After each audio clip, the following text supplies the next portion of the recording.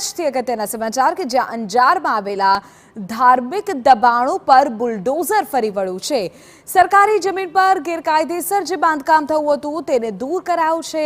વહીવટીતંત્ર અને પોલીસ બંદોબસ્ત વચ્ચે આ કામગીરી કરાઈ છે।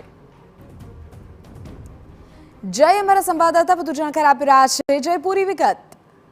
ચોક્કસથી વિધિ, આમ તો કચ્છના અલગ અલગ જે વિસ્તારો છે ત્યાં વહીવટીતંત્રએ એક એક્શન પ્લાન બનાવ્યો હતો અને જે સરકારી જમીન ઉપર ધાર્મિક સ્થળો જે બાંધકામ થઈ ગયા હતા તેમને અગાઉ નોટિસ આપવામાં આવી હતી।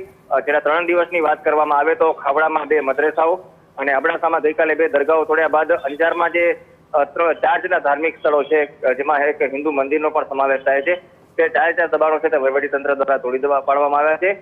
ચોક્કસથી મુન્દ્રા અને કેટલાક વિસ્તારોમાં જે ધાર્મિક સ્થળોને દબાણમાં કરતા એ મામલે લોકોએ વિરોધ પણ કર્યો હતો, પરંતુ તંત્રએ જે પોતાની કામગીરી છે તે ચાલુ રાખી છે અને અંજારના થોણા વિસ્તારમાં જે અડચણરૂપ દબાણો હતા તે વહીવટીતંત્ર દ્વારા ગઈકાલે તોડી પાડવામાં આવ્યા। બિલકુલ છે, એટલે કે ગેરકાયદેસર જે બાંધકામ હતા તેને જમીન દોસ્ત કરવામાં આવ્યા છે। સરકારી જમીન પરના દબાણો દૂર કરાયા છે।